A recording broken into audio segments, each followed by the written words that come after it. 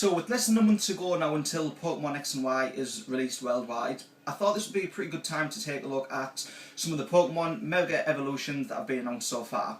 Now, there's not that many being announced so far, but the ones that have been released are pretty interesting. And while there's only been a couple announced so far, I expect a hell of a lot more in the final game. Now, I think Nintendo and Game Freak are going to have some big surprises in Pokemon X and Y.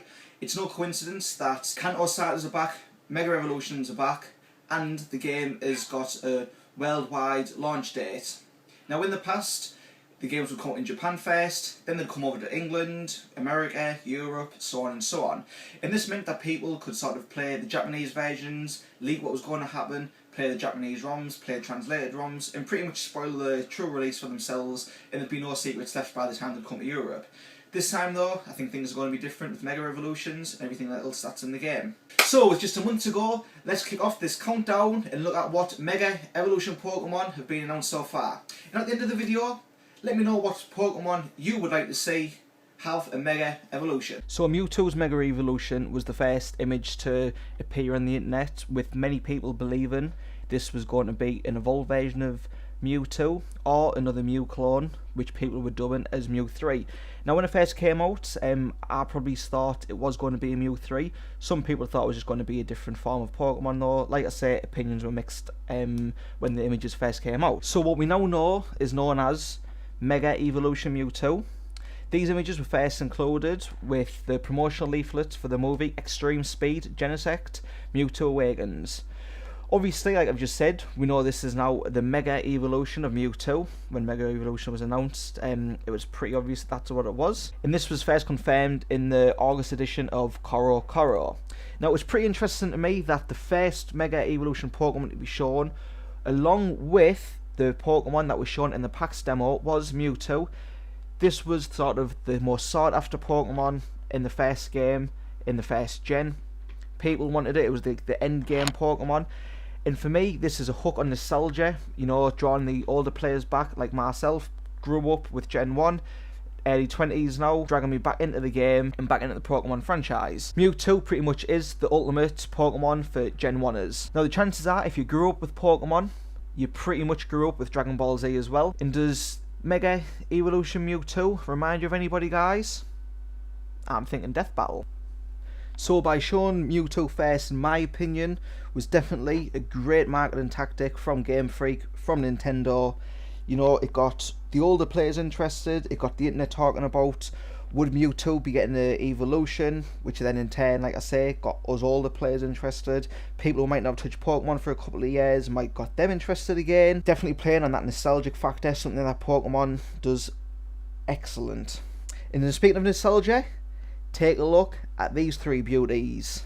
That's right, Bulbasaur, Squirtle and Charmander will be available in Pokemon X and Y from Professor Sycamore in Lumai City. How far through the game we'll be able to get hold of these little fellas is unknown at this time, but what we do know, perhaps three of the most badass Pokemon ever have just been shined up real nice to lay unprecedented amounts of smackdown in the Kalos region with Mega Evolutions. That's right guys, Venusaur, Charizard and Blastoise all receiving the Mega Evolution treatment. Now Venusaur grows a tree on his back. Charizard becomes much more dragon-esque, although he's still not a dragon type even when he Mega evolves. But for me, the gold medal winner, the cream of the crop, he rises to the top, got to be Blastoise. Guy gets a freaking Mega Cannon on his back. And we all know, bitches love cannons.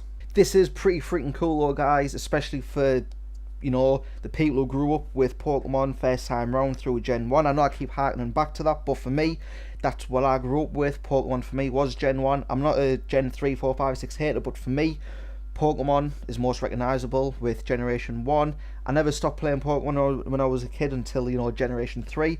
But for me, Generation 1 is sort of what defines Pokemon as the most popular. And legit, I'm going to have a tough time deciding which of these guys I'm going to sort of pick to have on my team, which one I'm going to pick from the Professor.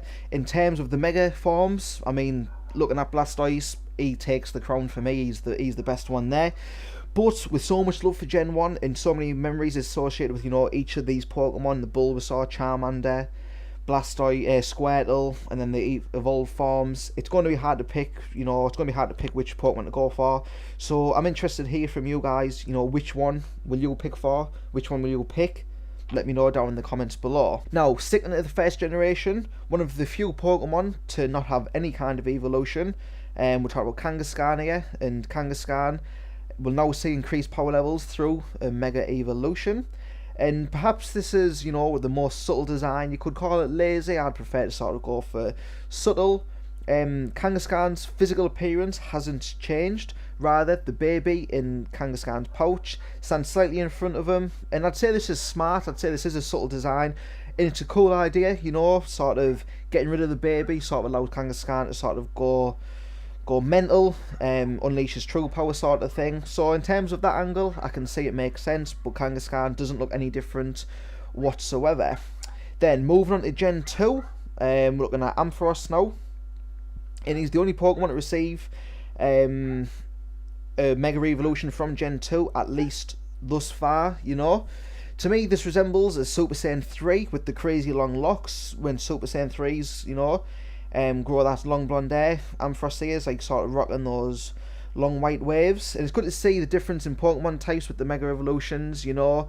Ampharos becomes electric and dragon type when he gets a Mega Evolution. Strange though how, despite all else, this guy still isn't a dragon type. Okay, so then moving on to Gen 3. Gen 3 starters, Blaziken is the only one to receive the Mega treatment so far. Not only this, but you can only get this Mega Blaziken through a special Torchic event that's going to be running from, I think, like game release up until January. The Torchic's going to be holding the Mega Stone needed to evolve him into Mega Blaziken, so make sure to grab yours when the game comes out in those first couple of months. Yeah, you don't want to miss out on that. Now, although I've never been too hot on the design of Blaziken, get it? Hot. He's a fire type Pokemon. Fire is hot. Come on guys, work with me, yeah. I think the design looks pretty legit, you know. Guy looks like a flaming Bruce Lee about to knock someone's face off. Let me know what you think. Do you think it's an improvement over regular Blaziken? Do you like the regular Blaziken? Let me know down in the comments below. Okay, so moving on to the newer generations now. Fan favourite Lucario has been dialed up a notch, going from badass to super freaking badass. Guy looks like Lucario on steroids right here, guys. I'm liking the Mega Evolution, sort of the badassery that's involved with it. Seems pretty legit to me. Whilst I'm not too familiar with, you know, sort of Gen 3 and beyond, I've played all of the games, but I can't sort of match all the Pokemon up to each generation. There's Pokemon that I don't even know exist because I've not seen them in the games or whatever. I do like Lucario. He's one of my favourites from the newer generations, and he's currently on my team in Pokemon White 2. That's the copy that I own.